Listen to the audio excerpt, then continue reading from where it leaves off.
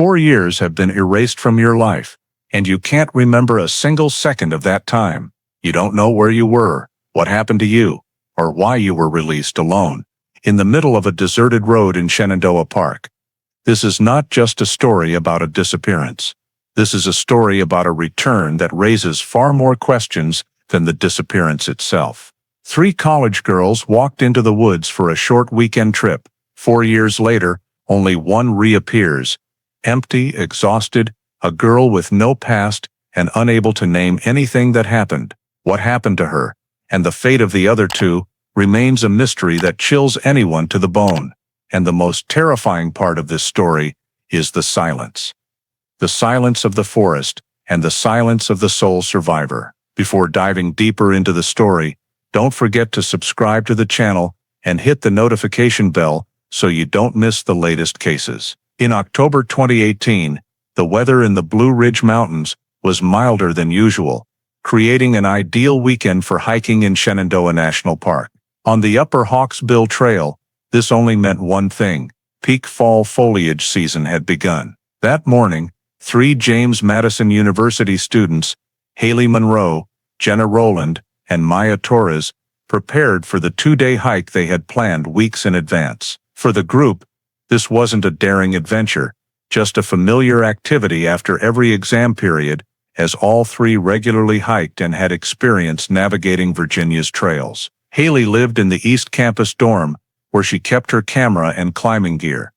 Jenna was the group's planner, always carrying paper maps, and Maya handled food preparation and gear checks. In the days leading up to the trip, they coordinated the itinerary via group chat, compared routes, and ultimately chose the Upper Hawksbill Trail because the forecast promised clear skies, good visibility, and the trail was within the park's safe zone. On the morning of October 6, they left Harrisonburg at 7:45 and arrived at the park entrance around 8:30. At the Hawksbill Gap parking area, security cameras captured all 3 getting out of the car at 9:12, carrying backpacks, water, maps, and a camera. After a few minutes of preparation, they stepped onto the trail, walking beneath the autumn canopy just beginning to turn gold. During the morning, the group stopped at several overlooks to take photos, and at 12:47, Haley posted an Instagram picture of all 3 against the backdrop of the Shenandoah Valley.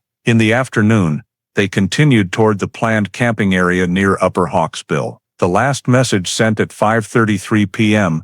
reported weak signal and that they would camp overnight on the mountain, expecting to return by noon the next day. As dusk fell, each family began calling the girls but received no response. 2 hours later, all 3 phones were out of coverage, and every attempt to reach them fell into an eerie void. By 10:30 p.m., but after cross-checking confirmed that no one had any further information, all 3 families officially filed missing persons reports with the Shenandoah National Park Rangers. Upon receiving the report, park rangers immediately activated the standard National Park Service search and rescue protocol. Within an hour, the night shift notified the rapid response team and opened an incident file to record all available data. The SR team's first task was to establish the last known point based on family-provided information and environmental data at the time the 3 students entered the park. Security camera footage from Hawksbill Gap parking area was retrieved, confirming 9:12 a.m. as the last definite sighting of the group.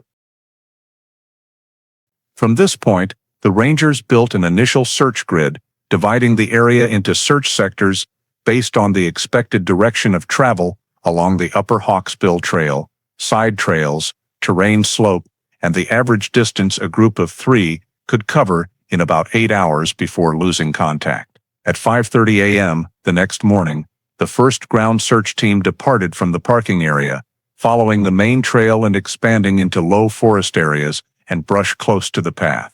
2 K9 teams were deployed simultaneously, starting from the LKP and sweeping along the forest edge to the west and south. In the air, a Civil Air Patrol helicopter was mobilized for a rapid survey of the entire eastern slope and shallow valleys, prioritizing areas with thinner canopy for better visibility from above. By 9 a.m., The search radius expanded to nearly 2 miles around the LKP. Ground teams moved in standard formation, maintaining enough spacing to observe the ground and forest canopy, regularly marking searched areas to avoid missing sections. The SR team maintained continuous radio contact, updating status every 30 minutes per protocol. However, from early morning through midday, no primary evidence was found, no personal items dropped, no fresh footprints in soft mud near high-moisture sections, no signs of the group turning back or stepping off the trail. The K9 teams also failed to pick up any consistent scent trail,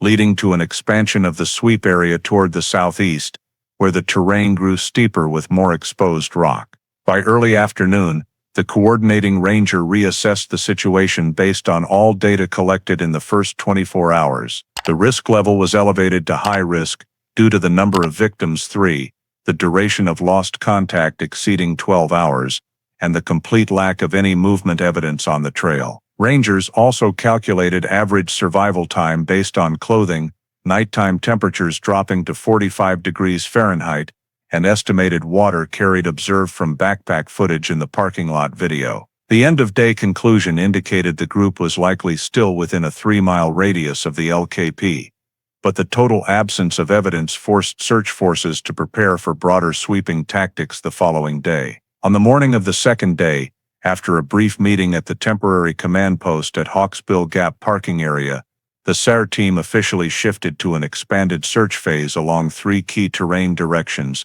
analyzed from the first 24 hours of data. The first direction was the forested strip west of the Upper Hawksbill Trail, where the terrain sloped down into small valleys with numerous hidden rock crevices. The second was the southeast slope, a less traveled area with sparse trails and dense canopy. The third was the northern forest line extending toward Big Meadows, featuring several sudden elevation changes that could easily disorient less experienced hikers. Although all 3 students had basic hiking skills, the lead ranger emphasized that complete loss of trace in the first 24 hours required consideration of every possibility, from the group veering onto a side trail to being forced off the main path due to unforeseen circumstances. Once coordinated, the 2 K9 teams were assigned different branches.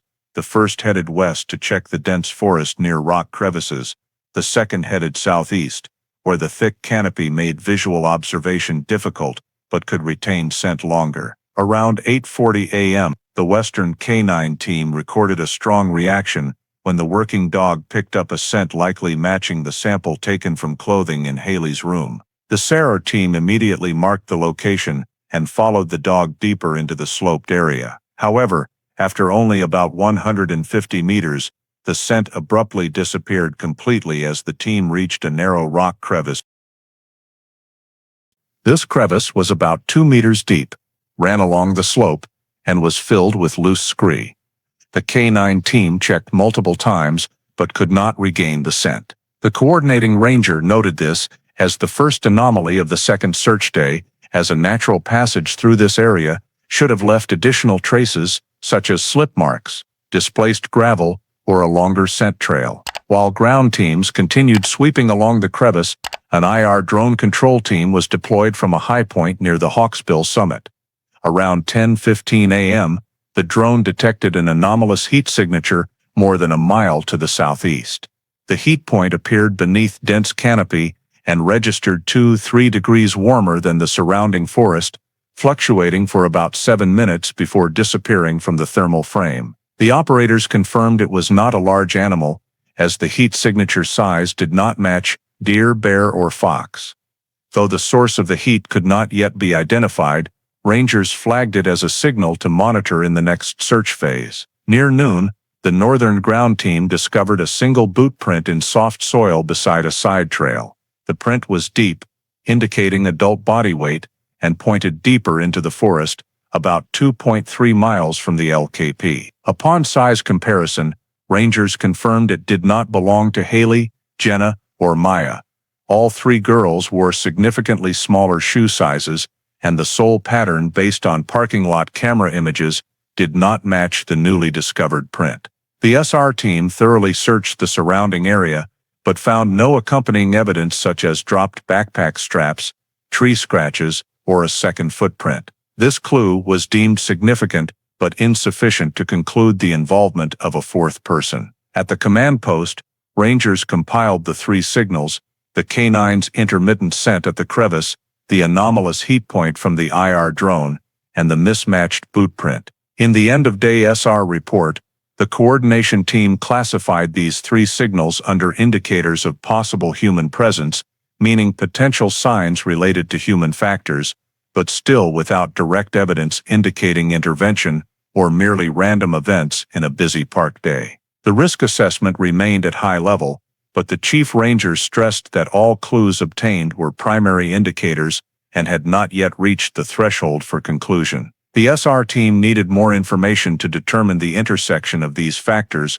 or would have to continue expanding the search radius in directions consistent with the three signals. Thus, after 2 days of full deployment, the search entered a more challenging phase, as initial signs suggested the group may have left the main trail in an unpredictable manner or encountered a situation that conventional search tools could not immediately trace. On the morning of the third day, after compiling all data from the first 2 days of searching, park rangers convened an interagency meeting at the temporary command post in Hawksbill Gap parking area, with representatives from the National Park Service, the FBI Richmond Field Office, and Virginia State Police in attendance. The goal of the meeting was to reassess search progress, analyze the anomalous signals that had emerged, and establish an official working hypothesis for the next phase. The meeting began with the SR team's report.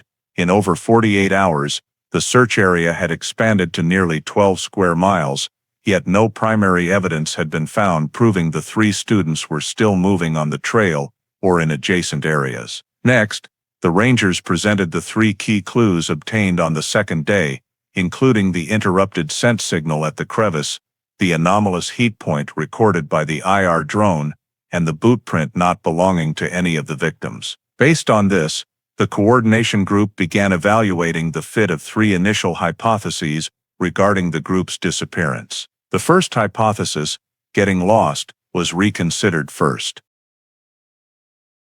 The chief ranger reported that if the group had accidentally left the trail, they would still have left at least one primary trace: slip marks in soft soil, broken branches, or any small dropped item during movement.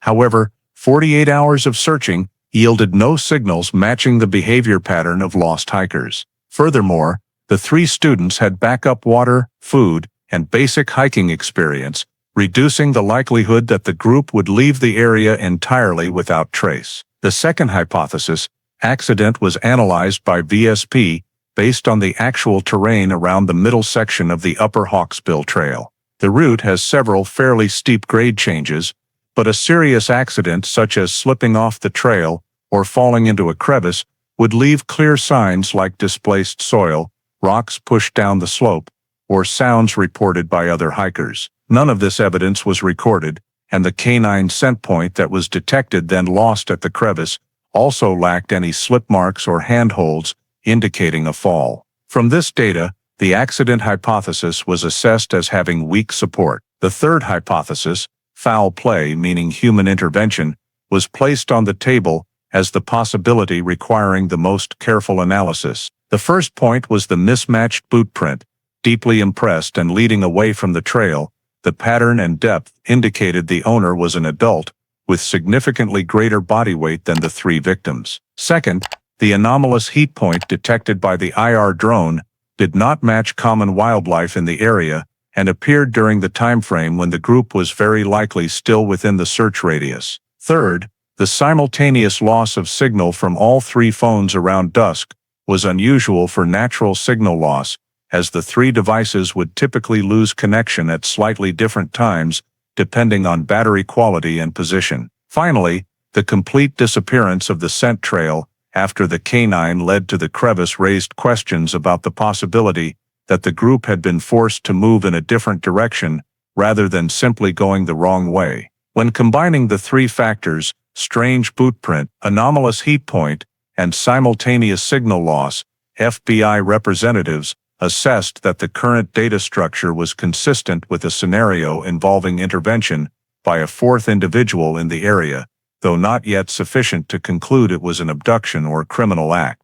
However, the simultaneous appearance of these three signals during the early search phase was deemed statistically significant, meaning statistically meaningful enough to change the investigative approach. After 40 minutes of cross-analysis, NPS and FBI agreed to upgrade the handling from pure SAR to a combined SR plus investigation of possible human intervention model, allowing expanded jurisdiction, use of FBI intelligence analysis resources, and adjustment of on-site evidence collection methods from the standard lost hiker search protocol to the investigation of unusual event protocol. The meeting concluded with the FBI officially joining as co-lead, while park rangers continued to lead on-site search operations under the new directives. Over the next 30 days, the entire search operation was expanded to the largest scale Shenandoah had ever deployed for a missing persons case, beginning with the interagency meeting's conclusion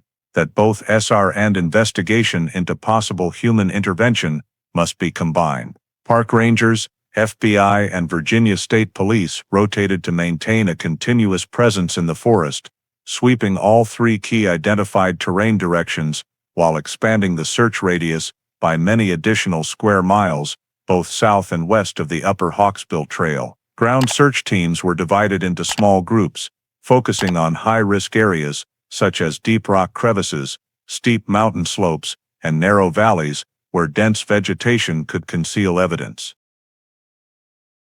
The rock crevice area where K9 had detected a scent on the second day was re-examined with extreme care. Rangers used high-powered lighting, geological scanners, and borescopes to inspect every nook and cavity, but no additional footprints, fibers, or personal items were found deeper inside. On the southeastern slope, where the drone had detected an anomalous heat signature, SAR teams moved in a line abreast formation, marking each swept area using the standard zigzag pattern, yet the results remained completely negative. No signs of human camping, no ashes, no unusually compacted soil, and no vegetation disturbance typical of repeated human passage through a confined area. The northern valleys, where the terrain featured sudden changes in slope, were patrolled continuously for multiple days with helicopter support, but no credible discoveries were made. All small streams, secondary trails, and brush-entangled areas were systematically searched using both foot teams and low-altitude drone camera systems, yet the result was zero. On the FBI side, the Behavioral Analysis Unit and Community Information Collection Team recorded statements from all hikers present at Hawksbill Gap during the time frame of the girls' disappearance. Nearly 30 individuals were interviewed over 2 weeks, including day hikers and overnight campers. However, no one reported seeing the student group after the time captured by the camera. Some individuals mentioned seeing a lone man near Big Meadows late that afternoon, but the descriptions did not match and contained no elements directly connected to the disappearance. Numerous tips came in through the FBI tip line during the first month, but most were unverifiable or completely unrelated, including claims of sightings of the 3 girls in neighboring states, all of which were quickly ruled out after preliminary investigation. The greatest challenge for the coordination team was the absolute absence of physical evidence. In typical missing hiker cases, rangers usually find at least one of the following discarded clothing after passing through dense brush, forgotten food packaging, footprints in soft soil, signs of temporary camping, or broken branches. Yet throughout the 30 days of wide-scale sweeping, not a single item belonging to Haley, Jenna, or Maya was recovered, making the accident or lost in the wilderness hypotheses increasingly unconvincing. Several veteran rangers noted in internal reports that the degree of trace absence in this case fell far outside the pattern of ordinary Shenandoah missing persons incidents, though this assessment could not yet be used as evidence to change the legal nature of the case. By the end of the month, after saturating all potential areas with no new signals detected, search forces were forced to scale back according to standard protocol. SAR operations continued at a minimal level, with periodic forest patrols, but the majority of resources were withdrawn, leaving the investigative division to review the files. Ultimately, NPS and FBI jointly classified the case as open but inactive, meaning the file remained open but no proactive search activities would continue unless credible new leads emerged. This marked the stage where the search entered near total deadlock. No traces, no witnesses, no physical evidence, no additional data to narrow the area of interest. The three students appeared to have vanished from Shenandoah without leaving any indication of which direction they had gone or what had happened on that fateful evening. 4 years after the main search effort was officially scaled back and the case placed in open but inactive status, Shenandoah National Park had largely returned to normal operations, except for occasional visitors still asking about the disappearance of the 3 college students in October 2018. By May 2022, almost no one expected any new information to surface. However, on a late spring morning, Skyline Drive Patrol received a call from a driver reporting a young woman in an exhausted state attempting to walk along the shoulder near milepost 46. The driver described her wearing an oversized jacket, barefoot, staggering, and repeatedly looking back into the forest behind her, as if afraid something was following. A Page County Sheriff's unit was immediately dispatched to the reported location. Upon locating the woman, officers noted her physical condition was so weak she could only stand by leaning against the guardrail, pale skin, matted hair, dirty and frayed clothing, with the jacket sleeves tied temporarily with nylon cord where they were torn. When asked her name, she did not answer immediately, but repeatedly uttered a broken phrase in a hoarse, trembling voice. "Don't let him find me." An officer approached to steady her and prevent a fall, but she recoiled, covering her face in clear terror. EMS was called shortly afterward for initial assessment and transport to a safer location. While awaiting EMT arrival, an officer checked her jacket pockets and found no identification, but overall observation suggested she was likely in her late teens or early 20s, consistent with the age of the 2018 missing persons. Upon EMS arrival, they conducted a rapid assessment: abnormally elevated heart rate, severe dehydration, a mixture of old and new bruises, and prolonged malnutrition, evidenced by clearly visible ribs and dry, cracked skin. She was placed on a stretcher and immediately transported to UVA Medical Center. At the hospital, doctors performed emergency tests and fluid resuscitation while notifying police that patient identification was the top priority due to signs suggesting prolonged captivity or extreme living conditions. While the hospital handled initial care, Page County Police submitted a fingerprint request through the NCIC system. By approximately 1 p.m. that day, the results returned. The biometric information matched Haley Monroe, one of the 3 students missing 4 years earlier at Shenandoah. This confirmation immediately escalated the severity of the situation. A case frozen for years suddenly had a major breakthrough and a living survivor. Upon notification from Page County, the FBI Richmond Field Office reactivated the 2018 file and issued a major case reopening notice, authorizing the remobilization of all documents, evidence, maps, and SAR data from 4 years prior. Simultaneously, the FBI dispatched investigators to UVA Medical Center to ensure victim protection, gather initial hospital information, and prepare for interviews once Haley's health stabilized. The hospital reported that during the first hours, Haley was unable to provide clear answers to any questions. She only repeated a few incomplete phrases, could not identify where she had been, why she appeared on Skyline Drive, or describe anything that had happened over the past 4 years. The only clear observation was her extreme hypervigilance, strong startle response to loud noises, and tendency to stare fixedly at the door every time it opened. Recognizing Haley's particularly fragile mental state, the FBI requested the hospital suspend all non-essential questioning and focus solely on medical treatment for the first 24 hours. At this point, the urgent task for investigators was to determine the circumstances of Haley's appearance, examine the surrounding area of Skyline Drive, and review traffic cameras to trace where she had come from to reach that stretch of road. Police and rangers immediately secured the milepost 46 area for perimeter checks. However, with darkness falling and most of the roadside bordered by forest, trace evidence recovery had to wait until the following morning. Meanwhile, news of Haley being alive was conveyed to her family, who immediately traveled to Charlottesville to meet with FBI representatives and hospital staff. The family was instructed not to make direct contact right away to avoid triggering panic, but they were assured she was gradually stabilizing and no longer in life-threatening condition.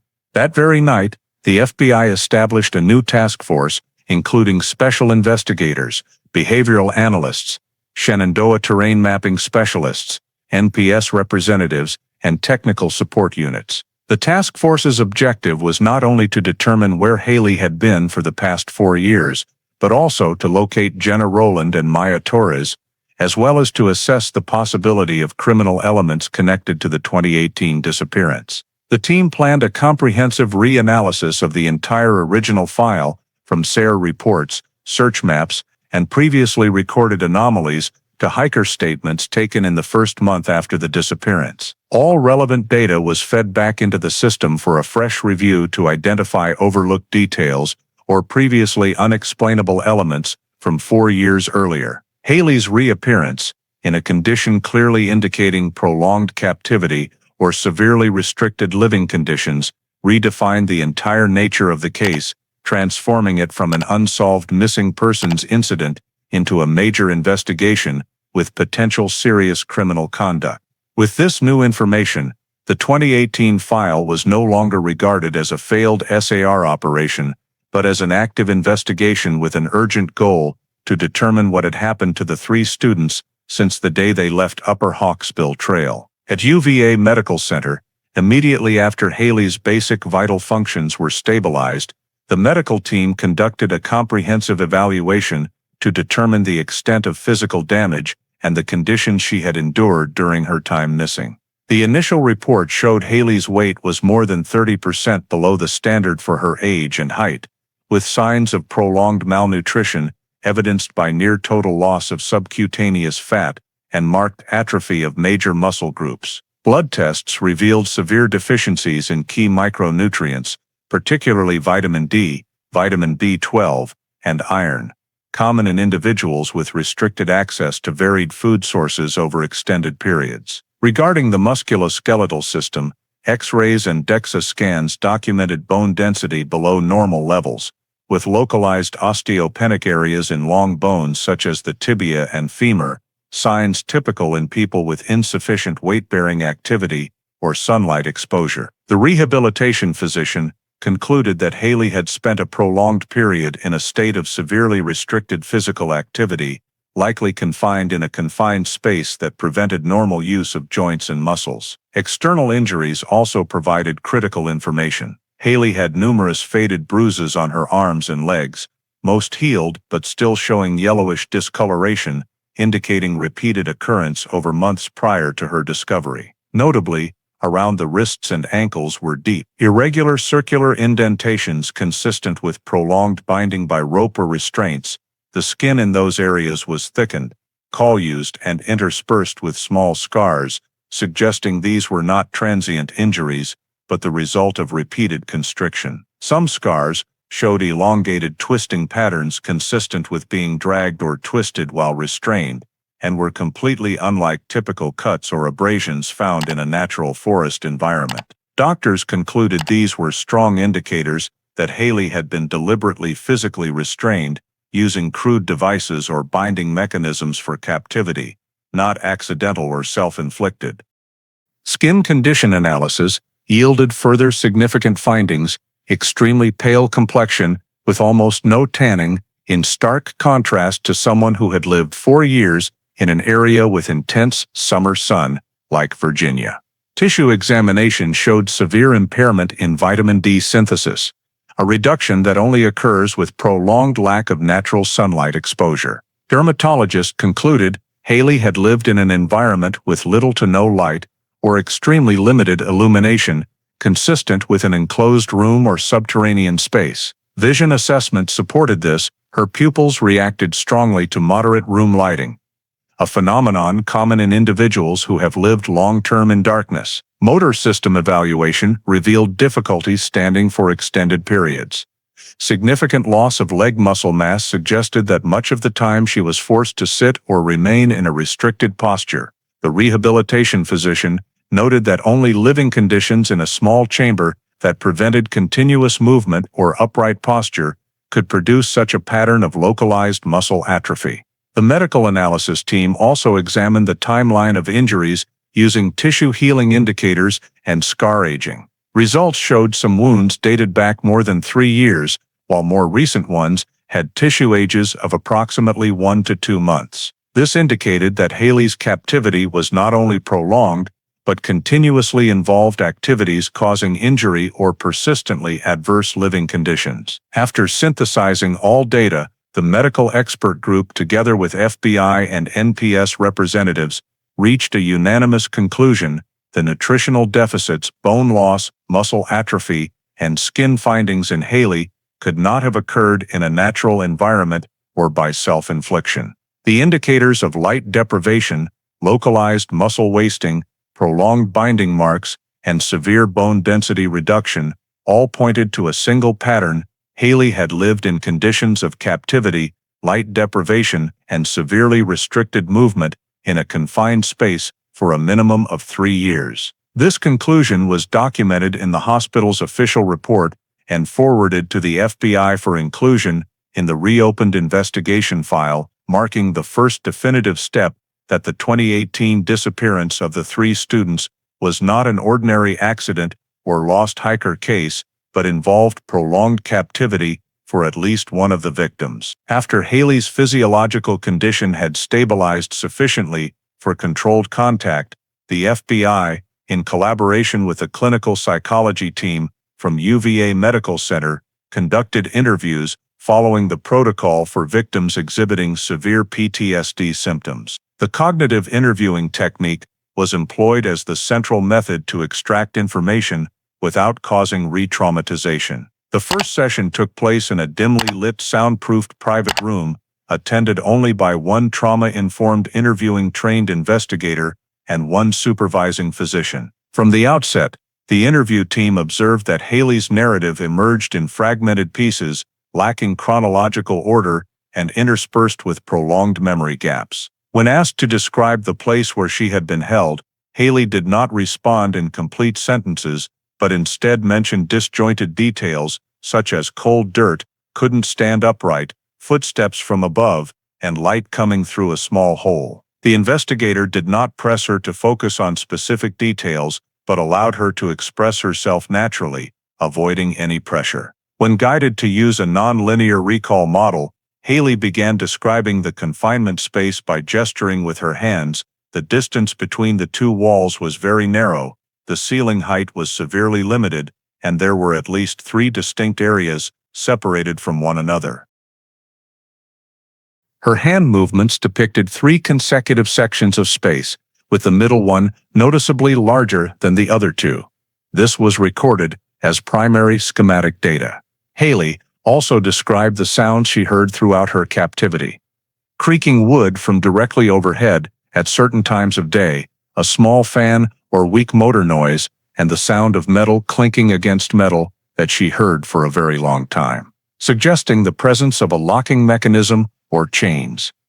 During one interview, when asked to recall how she felt each evening, she covered her eyes with her hand and spoke in disjointed phrases such as, "He stood up there.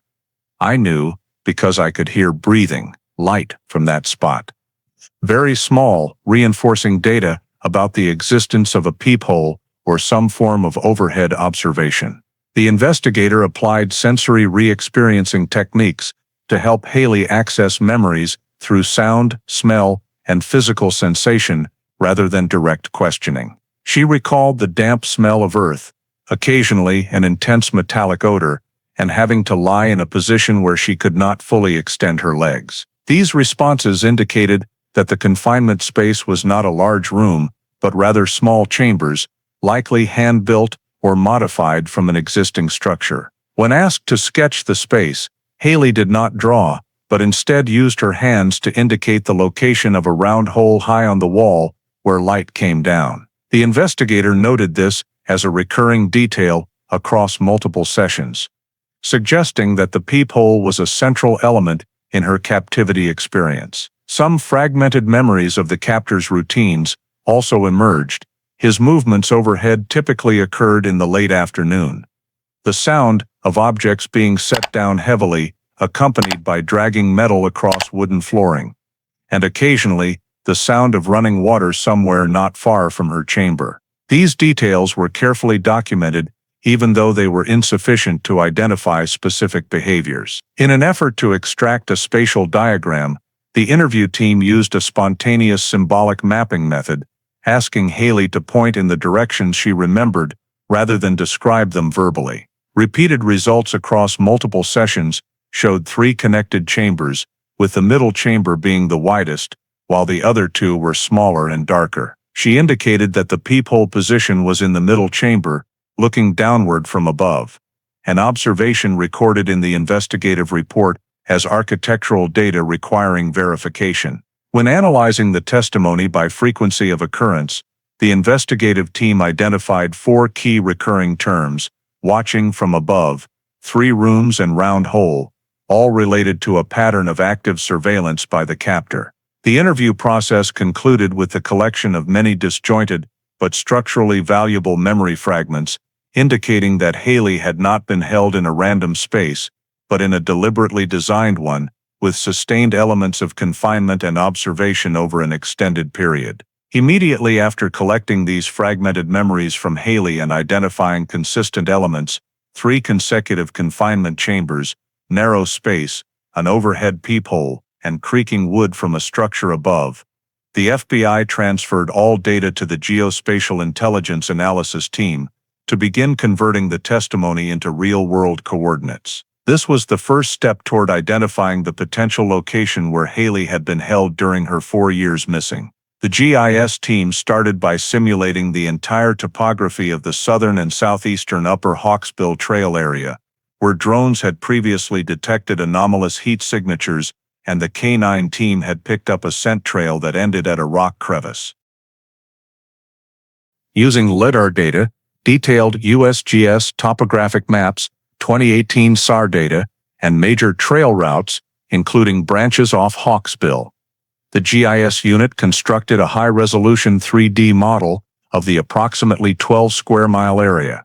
The simulation aimed to locate terrain capable of supporting a structure with an air vent or peephole feature, as Haley's information indicated she had been confined in an underground chamber or low space where the only light came from a small round hole overhead.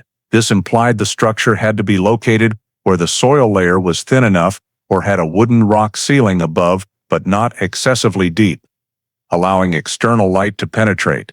The GIS team compiled a checklist of terrain conditions to cross-reference with the testimony: 1 areas with moderate slope where underground excavation or construction was feasible, 2 sufficiently stable but not overly thick soil layer, 3 locations distant from main trails but still accessible via informal paths or natural openings, 4 zones capable of producing creaking wood sounds when someone stood above, meaning they must have an artificial structure or wooden base. Using these criteria, the GIS team stratified the terrain into layers: areas suspected of containing natural caves or subsurface voids, regions with documented minor ground shifts during winter, forest sections showing localized disturbance between 2017, 2022 and satellite imagery, and points with anomalous thermal variations in infrared sweeps. Mapping the distribution of these criteria yielded 8 highest probability zones,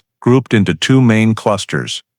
Cluster A, located southeast of Upper Hawksbill Trail, near the edge of old-growth forest.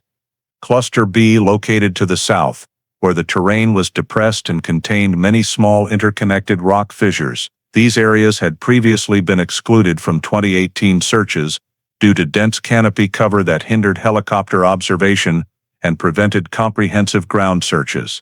Based on the model, the GIS team designated Cluster A as the top priority area, where the soil layer was thinner and satellite imagery from 2 years earlier showed anomalies in tree canopy shadow distribution, a potential indicator of an object underneath altering shadow patterns. Investigators concluded that if an underground structure or camouflaged cabin existed, this was the most plausible location. To validate the analytical model, the FBI deployed next-generation IR drones to scan all of Cluster A and Cluster B over 3 consecutive days. The drones flew at lower altitudes than in 2018, combining thermal and multispectral sensors to detect subtle anomalies such as differential ground temperature, improvised vents, faint metal reflections, or artificial materials beneath the canopy. On the second day of scanning, the IR drone detected a very faint but stable heat signature deep in the forest of Cluster A,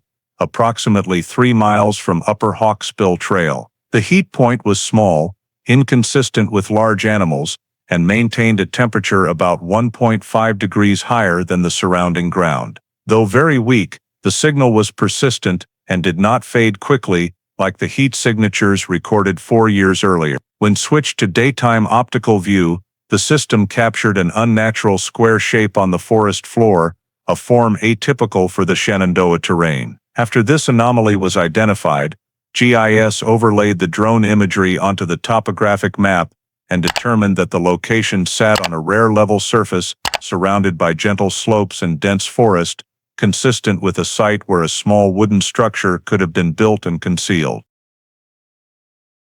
Further geological analysis revealed that the soil in this area had become more compacted than normal between 2018-2020, suggesting possible movement or excavation activity.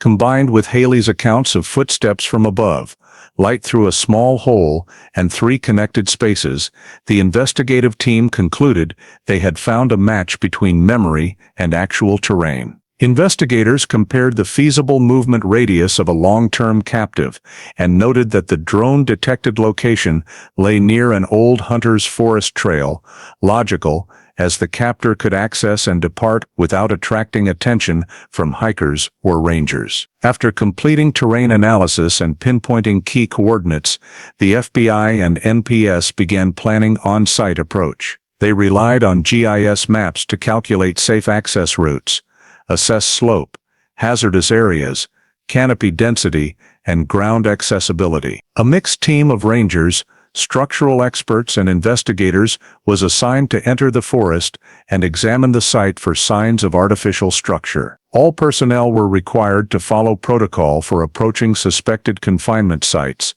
silent approach, preservation of original condition, no entry until forensic teams arrived. Finally, after weeks of cross-referencing testimony with geospatial data, the investigative team identified a specific coordinate, the first location in 4 years with credible potential to explain the 2018 disappearance of the 3 students, and organized an approach team for ground verification. When the field approach team reached the coordinates identified by GIS, they quickly discovered the presence of a structure absent from any official Shenandoah maps: a small, low wooden cabin, almost completely submerged in undergrowth, covered by weathered camouflage netting and thick layers of stacked branches overhead. The cabin sat on a narrow level patch, deep in the forest, surrounded by gentle slopes and closed canopy that made it difficult to observe from a distance. Before entry, the team marked the entire area,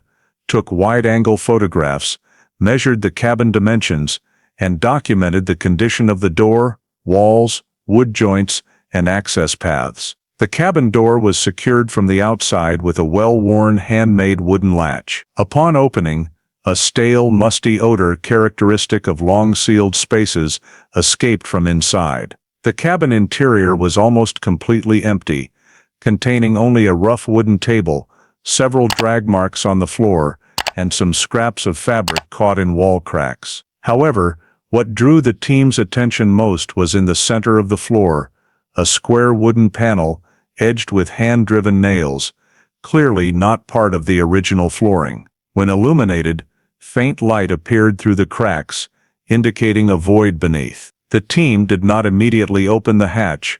Instead, they documented, measured, and collected wood fiber samples first. After following scene preservation procedures, they carefully removed the planks and discovered a hatch leading to an underground chamber approximately 60 by 80 centimeters, large enough for an adult to crawl through.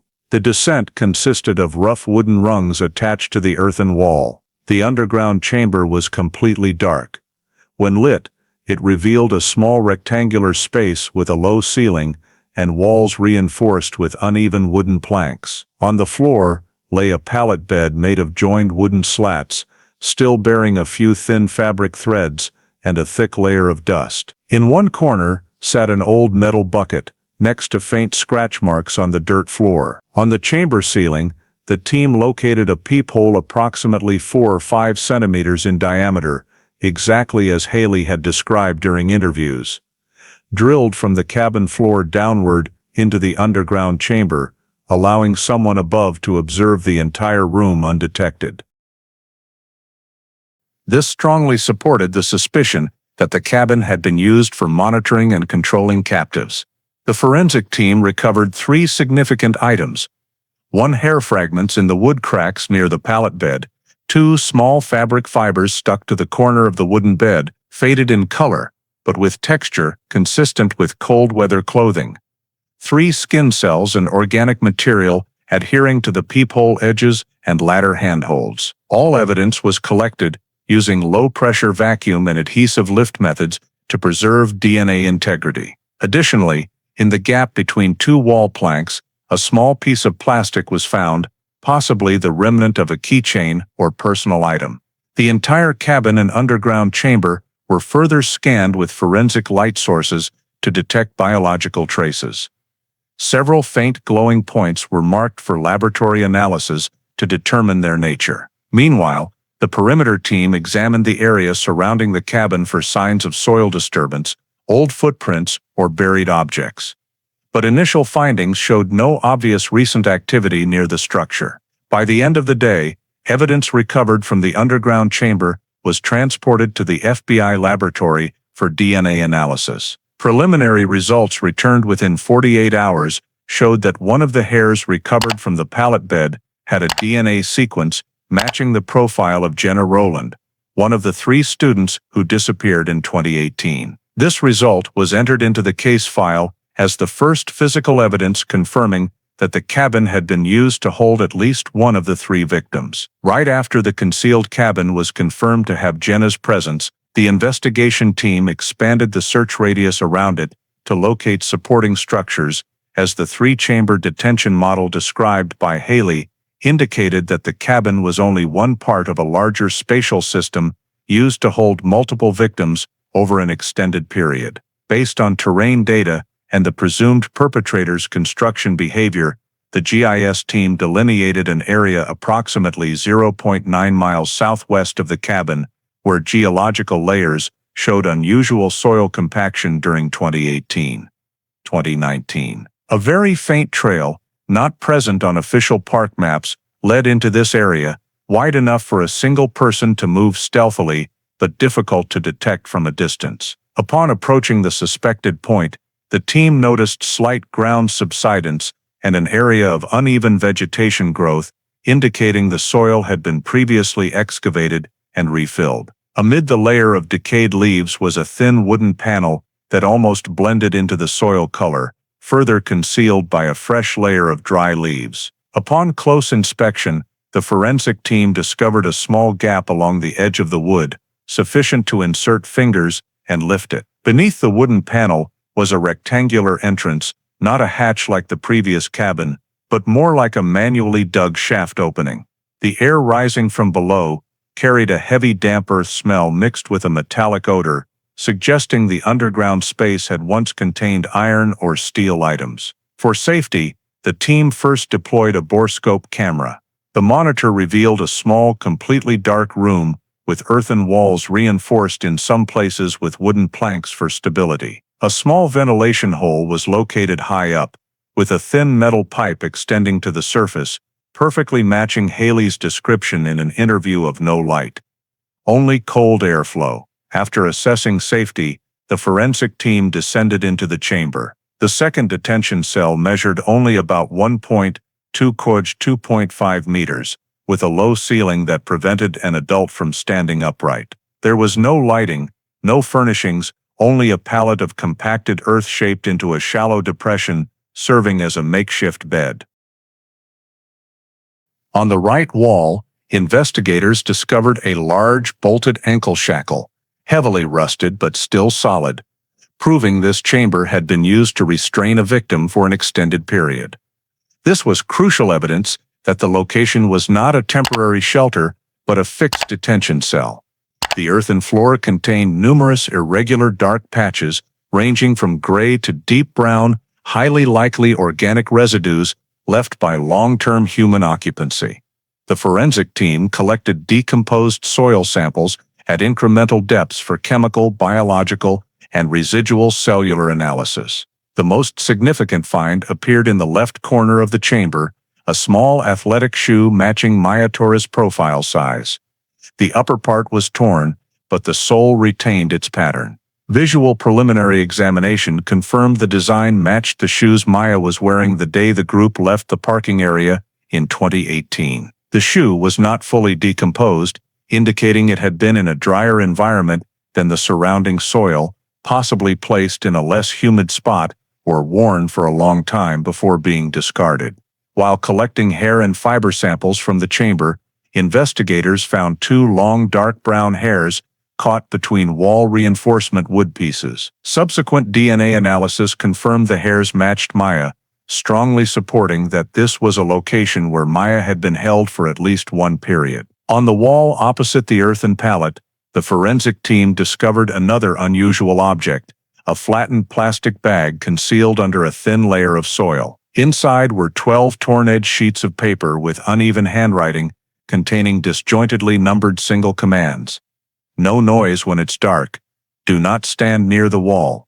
Only eat when the door opens. Do not look up.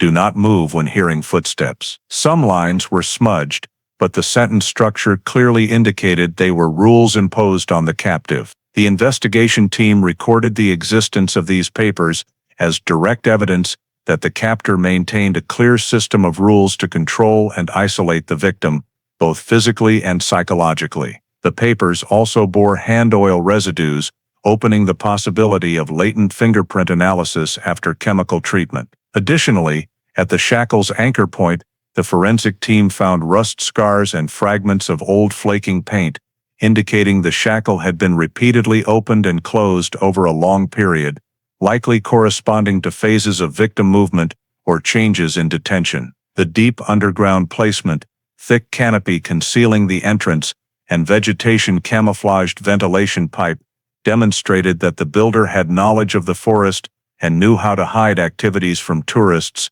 and patrol personnel. All evidence recovered from the underground chamber was processed according to standard forensic protocols before being packaged and sent to the laboratory. Upon leaving the scene, the investigation team designated the entire area as a primary crime scene, distinct from the previous cabin. The independent items, Maya's hair, decomposed soil containing human DNA, fixed ankle shackle, and the 12 rules pages, formed a separate body of evidence, confirming that Hideout #2 was not only a detention site, but also demonstrated the perpetrator's high level of systematic control. Thus, from the first cabin to the second underground burial chamber, the authorities for the first time obtained a consistent chain of evidence pointing to a structured, deliberately operated, multi-year detention system.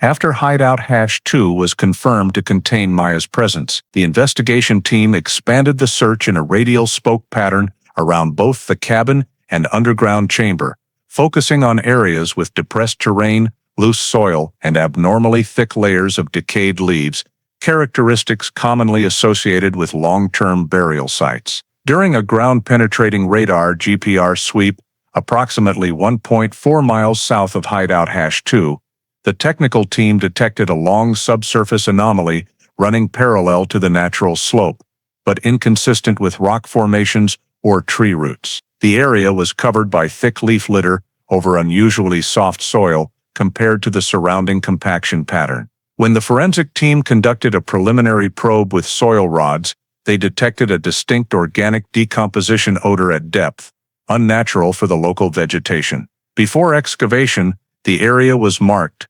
photographed comprehensively, and precisely georeferenced. Excavation was performed manually to preserve evidence. Just a few initial layers down, the excavation team uncovered partially decomposed synthetic fabric, color almost completely faded, but structure indicating it had once been a light jacket. Digging approximately 40 centimeters deeper, the arm bones appeared in a slightly flexed position, surrounded by compacted soil, showing the body had been placed in the grave in a fixed posture rather than shifted naturally over time by soil movement. Upon completing the excavation, the entire skeletal remains were recovered in relatively intact condition, enveloped in a stable moist soil layer that had slowed decomposition. The body was positioned on its side, arms drawn close to the torso, legs slightly flexed, with no additional wrapping material. Immediately after recovery from the grave, the forensic team documented the scene,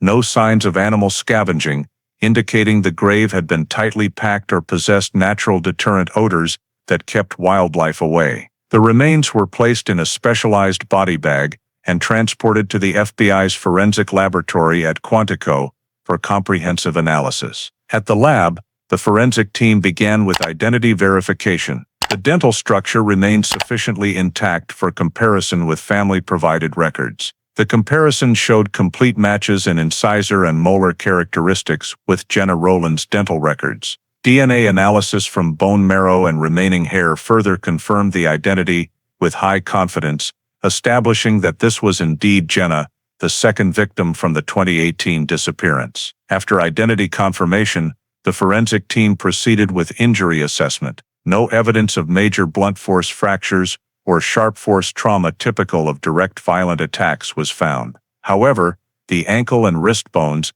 exhibited mild caul-using and grooved wear consistent with prolonged restraint using coarse materials. The circular wear patterns on the ankle bones matched the shackle design recovered from hideout #1, indicating Jenna had been restrained at the cabin for a significant period before death. Soil residue analysis from rib bones and chest cavity showed soil composition matching the cabin floor soil from hideout #1, an important indirect conclusion that, prior to death, Jenna had spent time confined in the underground chamber beneath the cabin. Bone tissue evaluation also revealed severe malnutrition indicators, thin trabeculae, porous structure, and sharply reduced mineral content. This was consistent with prolonged food deprivation and minimal movement, matching both Haley's statements and evidence from the underground chamber at hideout #1. More critically, bone mineral analysis dated the time of death to late 2019, more than a year after the student's disappearance. The remains showed no signs of struggle or defensive wounds, and no clear fatal trauma was present. Cause of death was recorded as multiple organ failure due to malnutrition combined with untreated infection, a conclusion consistent with conditions at hideout #1, which lacked medical care or a stable, clean water source. On the lower ribs, the forensic team discovered small longitudinal scratches consistent with rubbing against the edge of a wooden pallet, matching the cabin evidence. This further confirmed Jenna had spent considerable time in the cabin before being moved elsewhere and ultimately dying. After completing analysis, the forensic report concluded that Jenna did not die on the day of disappearance, did not suffer an accident on the trail, and did not voluntarily leave the area. She was held captive, gradually weakened, and eventually buried in a small, manually dug, skillfully camouflaged grave deep in the forest. Thus, the discovery of Jenna's remains provided a crucial link in the forensic evidence chain, directly connecting hideout #1 to a victim's death. The discovery of Jenna's body, along with detailed forensic analysis, opened a critical new investigative direction. If Jenna died around late 2019 and had been held at hideout #1, the next step was to determine when Maya left the same area. Based on DNA results from hideout #2, investigators noted Maya's traces appeared markedly later than Jenna's. Histological aging of Maya's hair strands indicated they were shed around mid-2020, nearly a year after Jenna's death. Additionally, the athletic shoe found in underground chamber #2 showed toe and heel wear consistent with repeated movement in a confined space. indicating Maya remained alive for a considerable time after Jenna had either been moved or died. This established an important timeline. The perpetrator did not keep all three victims in the same fixed hideout, but relocated them in distinct phases. To better understand the victim relocation pattern, the FBI analyzed the perpetrator's overall movement patterns using data from the cabin and underground chamber. Cabin #1, where Jenna had been held, showed signs of continuous long-term use, while underground chamber #2 appeared to be a later constructed or later activated structure. Differences in materials, degree of decay, shackle rust levels, and ventilation layout indicated the two hideouts were not built simultaneously. The cabin used aged lumber, whereas underground chamber #2 had newer, more uniformly cut planks with evidence of modern tool use. This allowed the investigation team to determine that the perpetrator had moved Maya from the cabin to the underground chamber at some point after Jenna was no longer present, most likely after Jenna's death. With two confirmed hideouts, the next task was to locate a possible third site where Maya may have been taken after the underground chamber #2 phase. The GIS team was directed to create a comparative map based on 3 data sets, 1 operational timelines of each hideout, 2 maximum feasible distance the perpetrator could transport a victim given Shenandoah terrain conditions. 3 distinctive environmental factors Haley described in her statements that did not fully match either cabin #1 or underground chamber #2. Specifically, Haley had mentioned the sound of running water not far away and the sensation of being unable to stand upright most of the time, yet cabin #1 had a ceiling high enough to stand in, and underground chamber #2 had no nearby running water according to geological data. This suggested Haley, and likely Maya, had experienced a detention phase at another location near a natural water source with a lower ceiling and higher humidity environment. Furthermore, Haley described a slight echo when the perpetrator moved, something neither the cabin nor underground chamber #2 produced due to their wood construction absorbing sound. Only cave-like spaces or chambers near natural rock would generate such acoustics. From this, the GIS team developed a search model based on acoustic clues. Natural rock shelters, vertical rock walls, and small overhangs were categorized and screened using LiDAR imagery and geological maps. When overlaying distance data with actual travel routes, the analysts noticed the perpetrator tended to move in short arc patterns between known hideouts, avoiding straight lines and areas of low canopy, consistent with someone familiar with the terrain who wished to minimize detectable trails. The straight-line distance from cabin #1 to underground chamber #2 was about 0.9 miles, but topographic maps showed a rugged detour route of approximately 1.6 miles that would facilitate victim transport without leaving obvious traces. If the perpetrator maintained similar movement habits, the third hideout was likely located 1-2 miles from underground chamber #2, but in a direction with more complex terrain, where small ravines and exposed granite outcrops would provide ideal conditions for concealing man-made structures. Further analysis of satellite imagery from 2020-22 revealed a forested area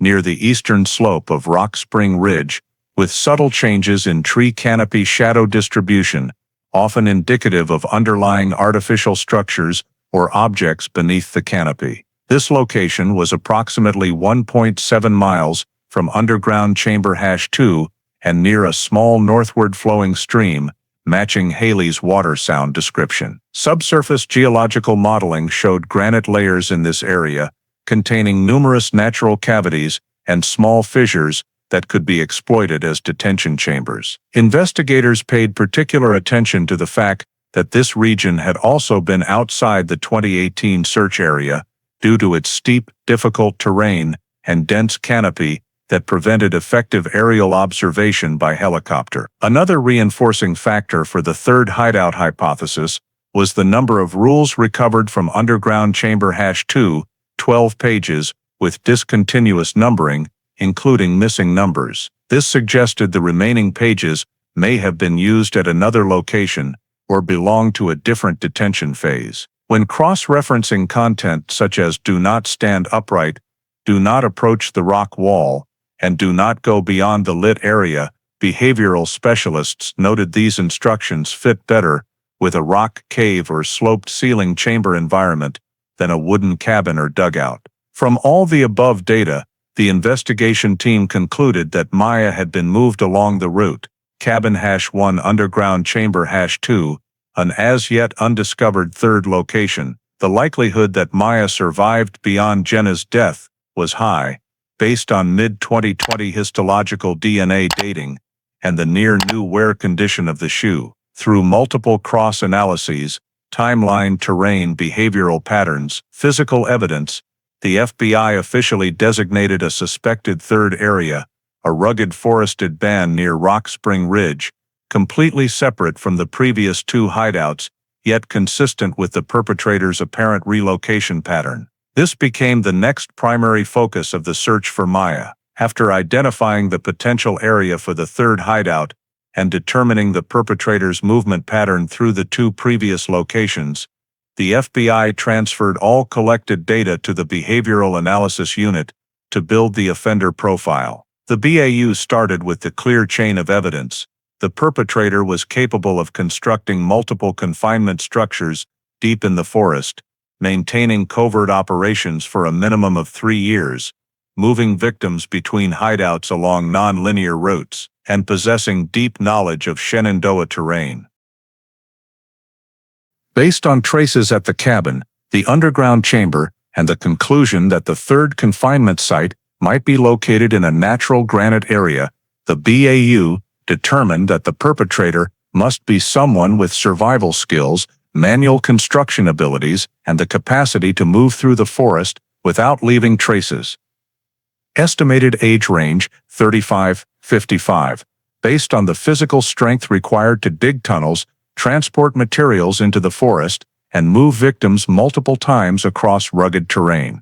The hideout operation pattern, relocating when circumstances changed or when a victim died, indicated that the perpetrator had long-term planning ability, did not act impulsively, and maintained tight control through an overhead observation system, monitoring rules, and fixed restraint mechanisms. This aligned with an offender profile characterized by an obsession with control, particularly control over space and victim behavior. The BAU also assessed that the perpetrator likely had lived in the area near the park for many years, with an introverted or socially isolated personality, minimal community interaction, and avoidance of activities that would leave an official record. To operate 3 consecutive hideouts over nearly 3 years without detection, the individual must have had a history of reclusive living, self-sufficient food sourcing, knowledge of how to conceal traces, and familiarity with ranger patrol procedures. Based on the logistics model, the BAU concluded that the perpetrator needed 1. A residence near the park or right on the forest boundary, 2. Simple, inconspicuous transportation, 3. Direct knowledge of patrol schedules and tourist movement patterns. When cross-referencing behavioral models with actual park records, the FBI began cross-checking among lists of former seasonal NPS employees, individuals with documented past unusual behavior, and residents scattered around the edges of Shenandoah, but lacking clear social activity. The initial list contained 27 names, but after comparison with BAU criteria, forest experience, low communication tendencies, ability to construct handmade structures, unsupervised free time, the list narrowed to 5 individuals. Among them, one stood out particularly: Dale Harker, 48 years old, living in a small cabin about 3 miles from the eastern edge of the park, in a sparsely populated area near old hunting trails. Harker had worked seasonally for the NPS from 2006-2009, mainly performing trail maintenance and assisting with facility upkeep. This gave him direct knowledge of terrain structure, rock crevices, caves, and unofficial access routes deep in the forest. After leaving the NPS, Harker lived alone, almost never interacted with neighbors, and rarely left home except for hunting or getting supplies. His record showed no serious criminal convictions, but included 2 informal civil reports in 2015 and 2017, in which hikers stated they were followed from a distance by a strange man on the Appalachian Trail near the Thornton Gap area. Although insufficient evidence existed for a criminal file, rangers had noted Harker's name in an internal report about residents exhibiting unusual behavior around the park. When the BAU analyzed psychological factors, they found that the behavior of following hikers from a distance strongly matched the control and observation-obsessed offender pattern described by Haley, particularly the observation through peephole behavior in the first cabin. Harker's reclusive lifestyle and self-sufficient pattern aligned with the logistical requirements for maintaining a long-term hideout system. His ability to transport materials into the forest unnoticed also fit the field knowledge he gained during his NPS employment.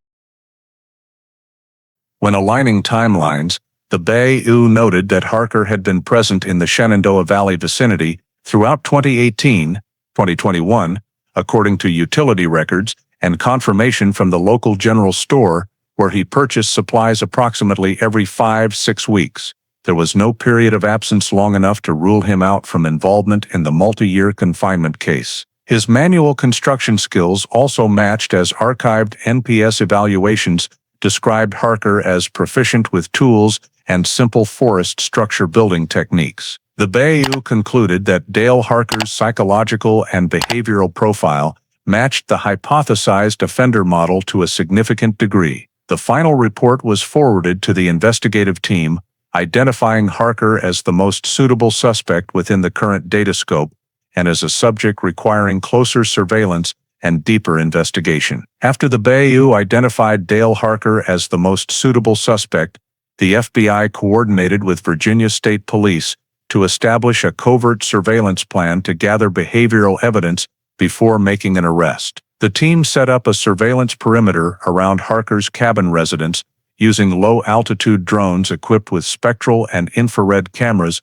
to track his movements without detection. Simultaneously, 2 covert observation teams were positioned within a half-mile radius around the cabin, at elevated points offering good visibility of the trails Harker commonly used to enter the forest. The first days of surveillance showed Harker living in near-complete isolation.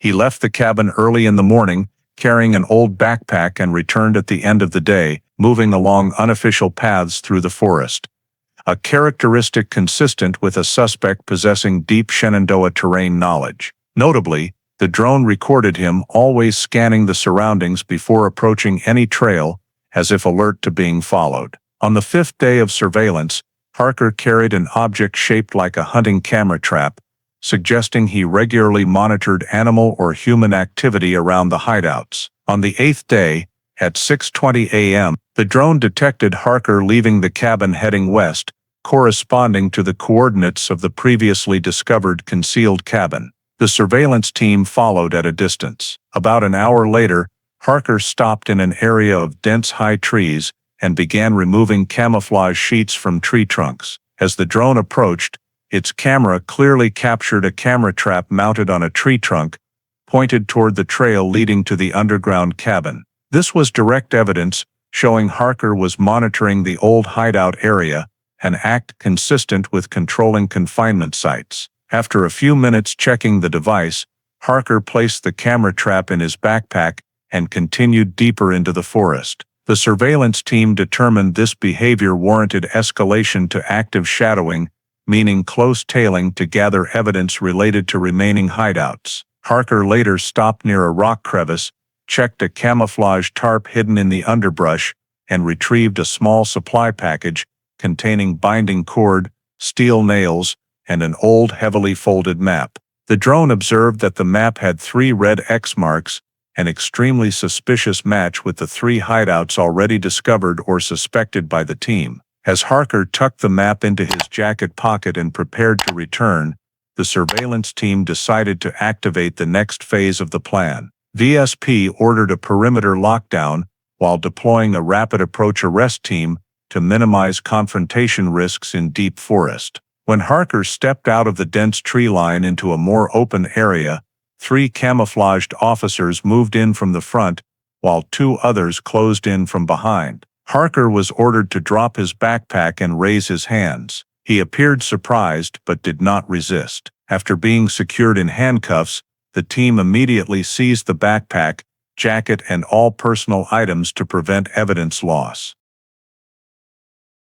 On-site inspection revealed that Harker's backpack contained the recently removed camera trap, a multi-tool knife, a roll of nylon cord matching the type found at hideout #1 and #2, a small metal box containing tiny hooks, and a torn-page notebook. The folded map from the jacket was separately sealed and immediately photographed before being placed in an evidence bag. Quick comparison confirmed that the 3 X marks on the map corresponded to the radii of the discovered cabin, the second underground chamber, and the third suspected area being delineated by GIS.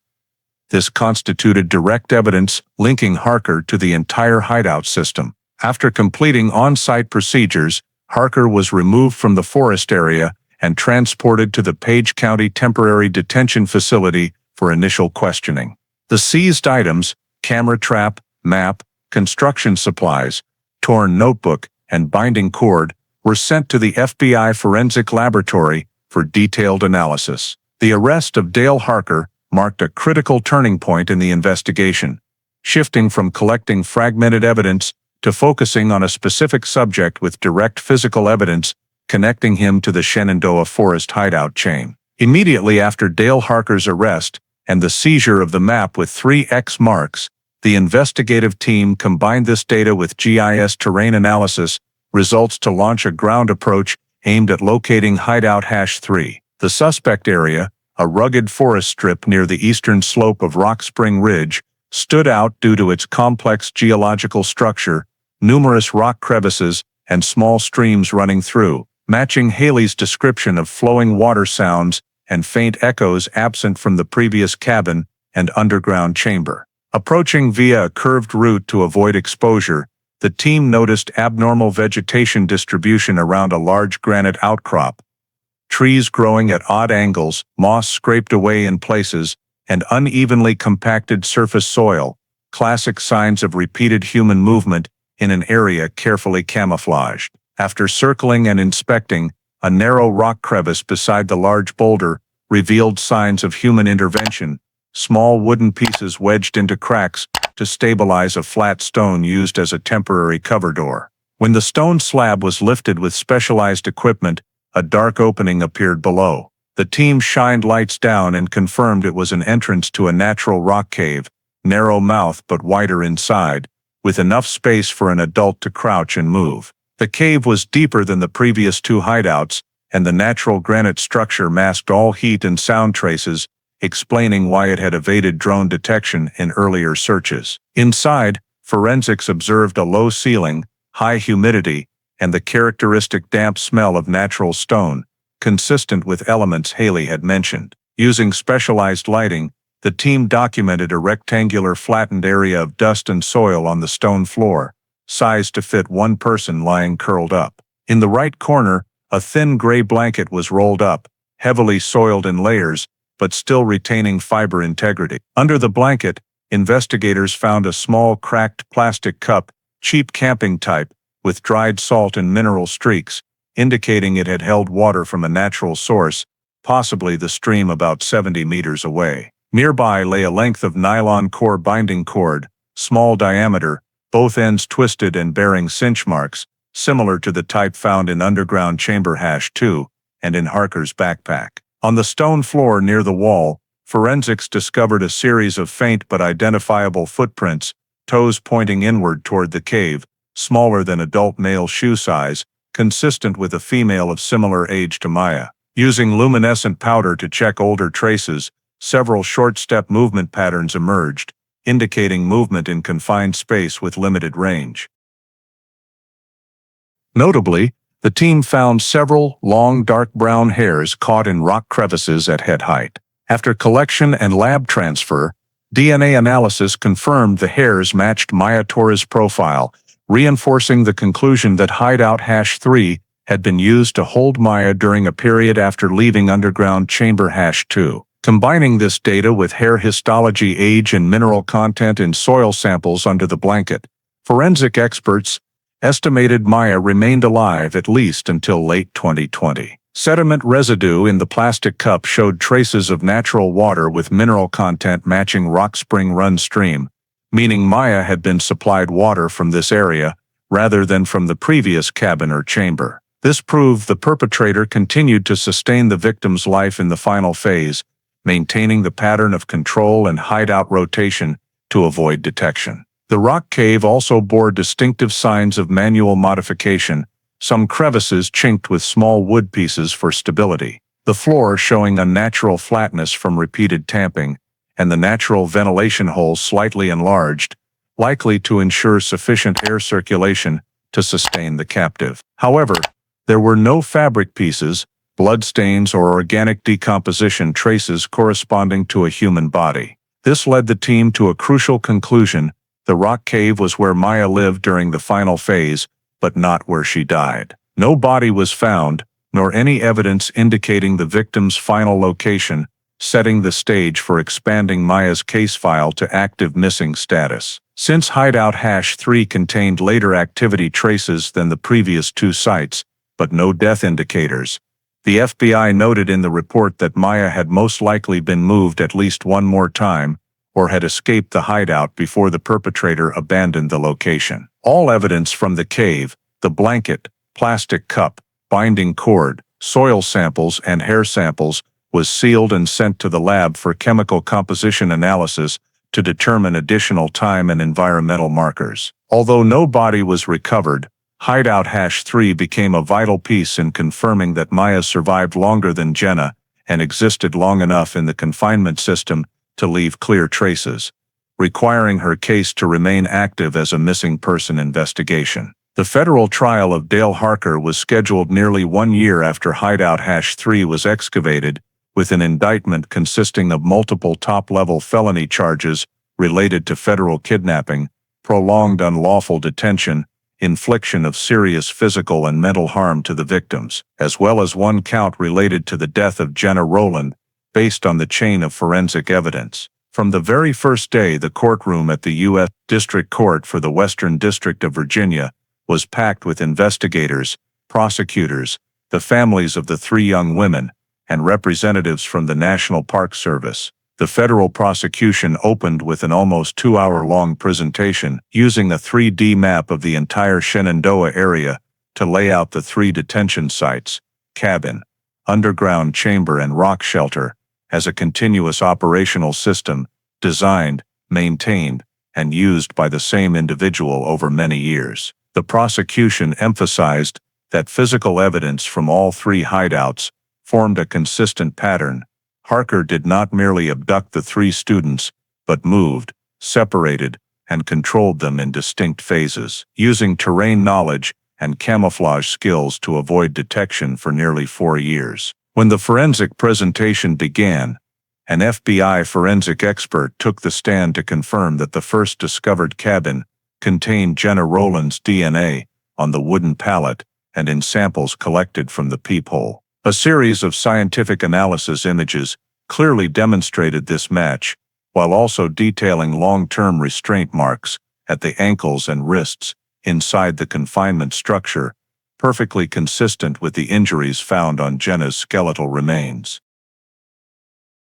The prosecution used a large screen to display images of the underground chamber at Hideout #2, showing rusted leg irons, a strand of Maya's hair caught in a piece of wall caulk wood, and a 12-page rules document, described as a behavioral control manual the perpetrator used to regulate every movement of the victims. When the presentation reached Hideout #3, the prosecutor read aloud the conclusion that DNA from a long brown hair recovered in the rock crevice fully matched Maya Torres, proving Maya had lived at that location at least until late 2020. The courtroom fell silent as the prosecution shifted to content concerning Jenna's remains. Forensic evidence confirmed that Jenna did not die at the cabin or underground chamber, but sometime around late 2019, after a prolonged period of detention, malnutrition, and lack of medical care. Soil analysis embedded in bone and osteopenia patterns matched the soil composition at cabin #1, indicating the place where she had been held prior to death. The prosecution asserted that this proved the deprivation of liberty and the maintenance of conditions that led to the victim's death was intentional, prolonged, and systematic. One of the most significant moments of the trial came when Haley Monroe was called as a witness. She entered the courtroom in a calm but visibly tense state and was permitted to sit rather than stand at the witness stand to avoid triggering PTSD. In a soft, halting voice, Haley described the 3 phases of captivity: the cabin with the peephole, where he stood above and watched; the underground chamber, where all sound disappeared completely; and the rock shelter, where all you could hear was running water and footsteps echoing down. The prosecution did not ask Haley to identify Harker as her captor, focusing solely on describing the living conditions and degree of control. This approach avoided pressure on the witness and aligned with the existing evidence. Forensics remained the core of the case. A medical expert from UVA Medical Center further corroborated the testimony by presenting Haley's injury evaluation report: signs of long-term restraint, multi-year chronic malnutrition, severely reduced bone density, muscle atrophy from prolonged immobility, and light deprivation. All consistent with living in confined, low-movement spaces. She concluded, there is no possible way these injuries could have occurred in a natural environment. They are the result of years of systematic confinement. Crime scene investigators took the stand one by one to describe each hideout, camouflage construction, collected physical evidence, how the detention sites were built to remain undetected, and the interconnections among the 3 locations. One investigator pointed to the map recovered from Harker's jacket pocket, marked with 3 X's exactly matching the positions of the 3 hideouts, calling it irrefutable physical evidence that the defendant managed and operated this detention system. When the defense's turn came, they presented a strategy centered on mental health. Harker's attorney argued that the defendant had a history of social withdrawal and may have suffered from paranoid disorder, leading him to believe the hideouts were personal shelters or harmless projects. They attempted to frame Harker's employment with the NPS as evidence of his preference for solitary forest living, and claimed the structures were not proof of criminal planning, but rather the product of an unstable mental condition. However, the defense faced major obstacles when the prosecution introduced an expanded version of the rules pages containing direct commands prohibiting victims from making noise, restricting movement, and controlling light exposure. Directives completely illogical if the hideouts were merely secret personal residences. The prosecution challenged, if this was a place he built for himself, why would there be rules instructing other subjects to comply? A prosecution-called forensic psychiatrist rebutted the defense by pointing out the complete absence of medical evidence showing Harker suffered from severe mental illness. Moreover, operating 3 widely separated hideouts, maintaining water sources, adjusting ventilation, and concealing traces over time required long-term planning capacity, contradicting severe disorder behavior. The defense attempted to challenge the forensic DNA, suggesting possible cross-contamination due to the forest environment. The prosecution immediately presented chain of custody diagrams, collection protocols for each hair and soil segment, and independent lab reports, all confirming zero possibility of contamination. In closing arguments, the prosecution tied the entire chain of data together. Cabin #1 proved Jenna's detention. Underground chamber #2 proved Maya's transfer. Rock shelter #3 proved Maya lived there at least until late 2020.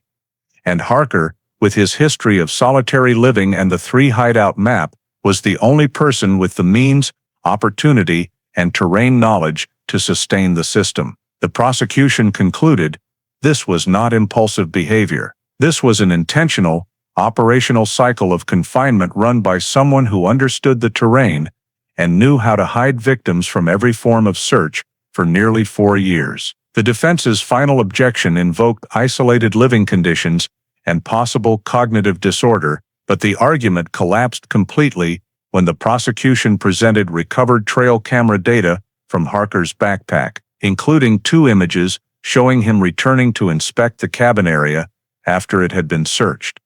an action only possible from someone aware the cabin had been used for criminal purposes and fearing detection. When the trial concluded, the full forensic evidence from all three hideouts, Haley's testimony, medical records, and items recovered from Dale Harker formed an unbreakable chain, ready to be submitted to the jury for deliberation. After 8 continuous hours of deliberation, the jury returned to the courtroom with a unanimous verdict on all counts, with no dissenting votes. The foreperson stood and spoke in a firm voice. Despite the near-silent courtroom, we find the defendant Dale Harker guilty of federal kidnapping. Kidnapping, resulting in the death of victim Jenna Rowland, prolonged unlawful detention, and intentional infliction of serious physical and mental harm to victims.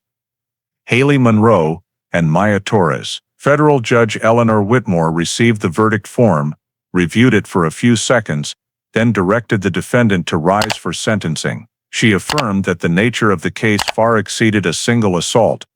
The evidence presented shows this was an intentional multi-year detention system designed to deprive liberty, health, and ultimately the life of at least one of the 3 victims. The cruelty of this conduct lies in its duration, in the isolation, starvation, surveillance, and control of the victims down to their final breath. The court cannot and will not show leniency. When moving to sentencing, the judge emphasized that the kidnapping resulting in death factor mandated the maximum penalty under federal law. She sentenced Harker to life imprisonment without parole for the kidnapping of Jenna resulting in death, and a second life sentence without parole for the kidnapping and nearly 4-year detention of Haley. She then added 40 years of federal imprisonment for the detention and torment of the 3rd victim, Maya Torres, based on evidence showing Maya was moved through all 3 sites and held at least until late 2020. The judge ordered the sentences to run consecutively, not concurrently, to reflect the gravity of each separate course of conduct Harker committed. The defense filed for mitigation based on undiagnosed mental factors, but the judge immediately rejected it due to lack of medical evidence and the meticulous, organized nature of the hideout system, proving the defendant was fully aware of his actions. In the conclusion of the sentencing hearing, Judge Whitmore took several minutes to address Maya directly. The only victim still not located, the sentence imposed by this court today does not close the file on Maya Torres. She continues to be considered an active missing person. Federal law requires this matter to remain under investigation until her current whereabouts or ultimate fate can be determined. The courtroom fell into absolute silence as the judge announced that Harker would be transferred to a federal supermax facility per the Department of Justice recommendation due to his extreme dangerousness and high risk of recidivism. The families of the 3 victims embraced tightly as the judgment concluded, while the defendant was escorted from the courtroom without speaking a word. With 2 life sentences without parole plus 40 years, Dale Harker will never be free. Yet the years-long silence surrounding Maya's fate continues to weigh heavily on the investigation, leaving a final void in the story that justice has not yet been able to fill. 1 year after sentencing, the lives of the survivors and the families of the 3 victims have still not returned to normal, even though most of the truth has been brought to light. Haley Monroe now lives in Charlottesville under the Federal Witness Protection Program, staying far from media attention and under continuous monitoring by a PTSD specialist team. She is unable to work or return to college. Most of her time is spent in rehabilitation therapy and psychological counseling to reduce panic responses triggered by loud footsteps, running water in confined spaces, or overhead light. Elements tied to the 3 phases of captivity. According to her treating physician, Haley is making progress, but it is slow and non-linear. Some days she can leave the house in the afternoon for a walk around the neighborhood. Other days, the mere creak of wooden objects causes her to curl up and become unable to communicate. Nevertheless, she continues to cooperate fully with investigators, providing any fragmented memories that surface. She knows she is the only one who can still offer remaining clues about Maya Torres. Jenna Rowland's family, after enduring months of anguish over their daughter's loss, decided to transform tragedy into action. A foundation called the Jenna Search and Recovery Initiative was established to support local SAR teams across the United States, focusing on upgrading infrared drones, thermal cameras, and missing persons data analysis systems. They argue that if such technology had been deployed in 2018, Jenna might have been found before everything became irreparable. The foundation now funds ranger training courses and volunteer rescue teams, while also providing scholarships for students in criminal investigation and terrain analysis. At the foundation's first anniversary event, Jenna's mother said something that silenced the entire room. "We couldn't save our daughter, but we can help save someone else from the hands of someone like Dale Harker." As for Maya Torres, her file remains classified as an active missing case, meaning federal authorities must continue the search regardless of time elapsed. The FBI reanalyzed all evidence from Hideout #3, comparing microbial samples from the rock shelter with broader environmental data to predict Maya's possible final direction of movement if she ever escaped. Some experts believe Maya may have left the shelter in a severely weakened state and couldn't have traveled far. Others suggest Harker may have moved her to a fourth undiscovered location. No one dares assert anything definitively. Maya's family continues to organize semi-public search efforts around Rock Spring Ridge every 6 months, coordinating with volunteers and local SAR groups, though the chances of finding new traces grow increasingly slim. Yet in the 10th month after Harker's conviction, an unusual event occurred that cracked open what seemed to be a closed case once more. An NPS trail camera, installed to monitor deer populations at Crescent Rock Overlook, captured a blurry image of a person standing at the cliff edge at 4:17 AE. The figure was tall, thin, with shoulder-length hair, a slightly hunched posture, and both arms pressed close to the body, as if trying to maintain balance in the cold air. Notably, the person emerged from the treacherous rock slope, a route only someone extremely familiar with the terrain, or who had lived deep in the woods, could navigate safely in darkness. When NPS discovered the image and forwarded it to the FBI, the analysis team immediately initiated identity verification using enhancement and motion simulation technology, but the trail camera's resolution was too low for a conclusion. All that is certain is that the silhouette did not match any registered hiker or ranger in the area that night. Certain physical characteristics led several technicians to ask, could it possibly be Maya? She had long hair, had survived years in harsh conditions, could potentially move in darkness due to adaptation in the rock shelter, all matching. But there was no confirmation, no footprints, no dropped items, no second image for comparison. When the investigation team searched the area the following morning, they found no evidence beyond a few naturally broken branches and rain-eroded soil. That image became the center of debate for months. Some investigators believe it was merely a lost hiker.